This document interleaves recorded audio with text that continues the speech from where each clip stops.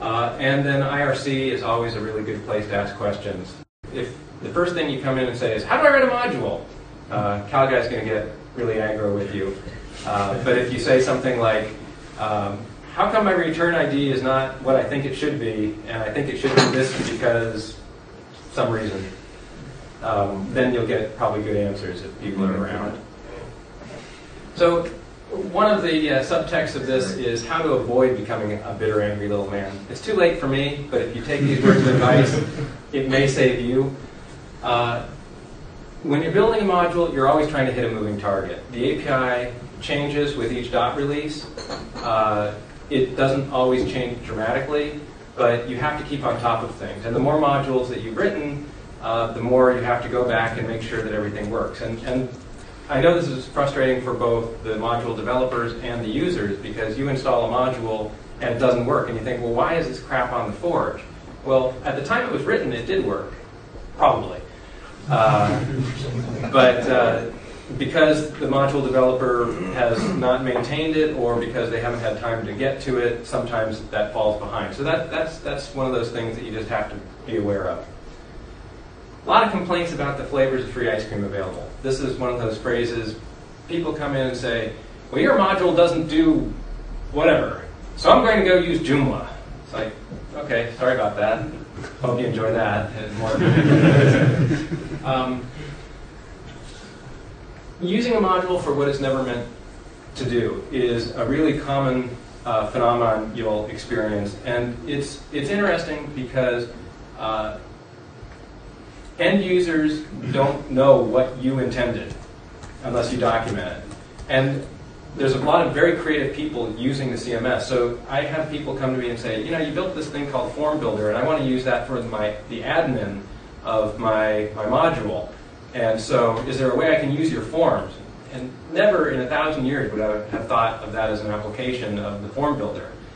And sometimes you say, oh, yeah, you could do that. Here's how you do it. And sometimes you think, I have no idea how you do that.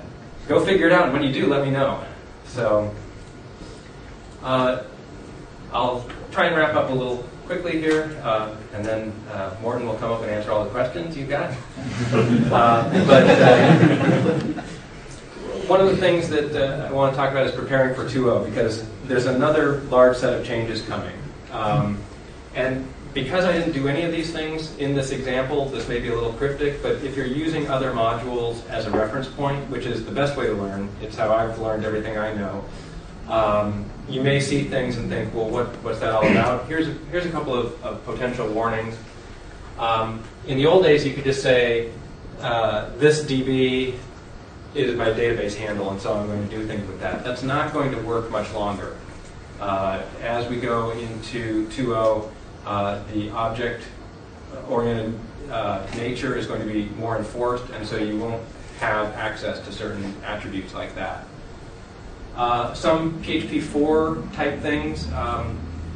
PHP has evolved as a language in very curious ways. There's the whole idea that initially parameters were all passed by value, which is just a really mysterious decision, and then the reversal of it when, okay, well now everything's by reference. You used to have to specify, hey, I'm passing this by reference. It gets a little confusing. That's fortunately going to be cleaned up significantly as we go to PHP 5. Callbacks are going away. Originally, the CMS Made Simple API was similar to the Drupal, where there's all these callback hooks, which is a good way of intercepting and altering functionality. But the event system is actually a lot more efficient because it doesn't have to call as many functions. Plus, you can make events remappable. You can have, you know, in the admin there's this events tab that pretty much everybody looks at once and shrugs their shoulders and never goes back to. As more modules and more code uses that becomes increasingly useful. And so that's, in general, the system is moving in the direction of events.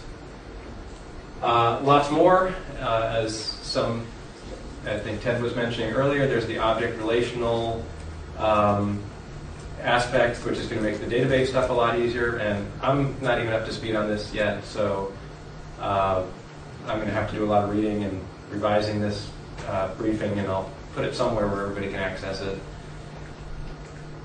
When we were talking about doing a session on module development, Calguy said that he really wanted to get some points across very strongly. So coming up, here's Calguy. Cardinal rules. These are the thou shalts of the module development world. And we've actually covered a lot of these, but I told him I'd tell you, so here we go. Use act accessors rather than direct. I mean, that's what I was talking about with the DB stuff. That's true for other things as well. There's going to be a small number of things that remain that you can access directly, but with the accessors, it really gives you the future proofing so that if that goes away, your module will still work. You want to split things into logical classes, no separate entry points. You could, in theory, in your module, call just a standard PHP file living anywhere in the file system.